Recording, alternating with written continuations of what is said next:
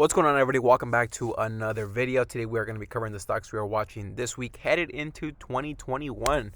Tesla, of course, being the number one pick that we've been day trading for the last month or so. This was our gain today, 484.09. Some reason I'm still not able to log into my original Thinkorswim where I make my trades.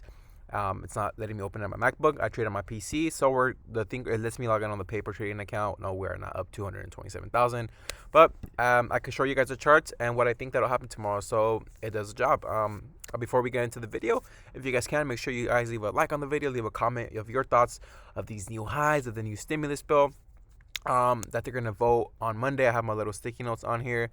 And without further ado, let's get right into the video. So yesterday, right around the evening here in the Pacific Standard Time, I got the news that Trump did sign that $900 billion, I believe, or so, dollar value or so, stimulus bill.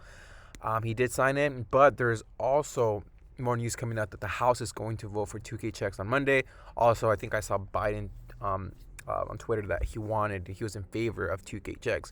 So that is going to be another news catalyst that can definitely ramp up stocks to new highs, which I do think tomorrow we possibly can carry that momentum.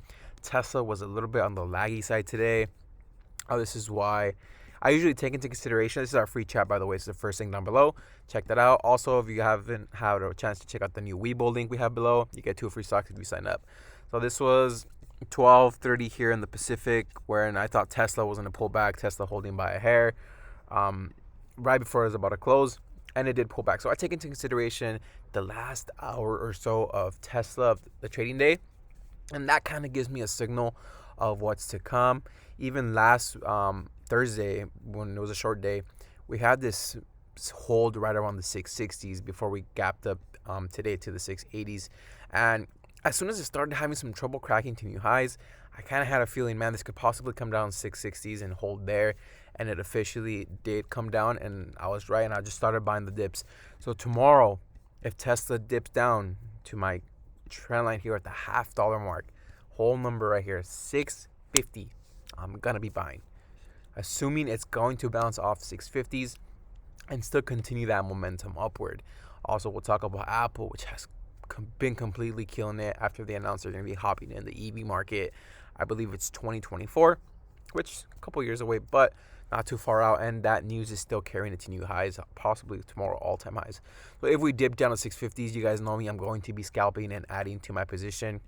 Not to my position, I have no shares, but to my initial position that I usually open around 30 seconds into the market opens. So right away, right out the gates, Tesla sometimes tends to pull back. I buy that dip. But I've been lately watching my position size, which I encourage you guys to do. It's the end of New Year's. We just came back from the holidays. So just watching my shares, possibly just add 5-10 shares at a time. And if it continues to dip, I just average down my position.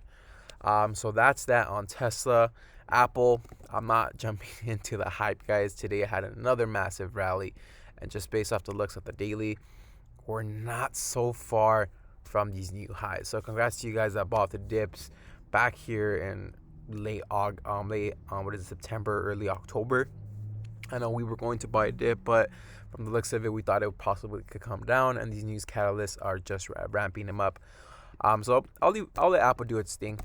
But one that I don't want to miss, that today I did miss buying here at market open, and I actually sold my shares on Thursday, just a couple shares that I sold, was Alibaba. So you guys see this here, that resistance we had here today around 224. Tomorrow, I believe, is a make or break day. So last Thursday, we said, this is the same sticky note.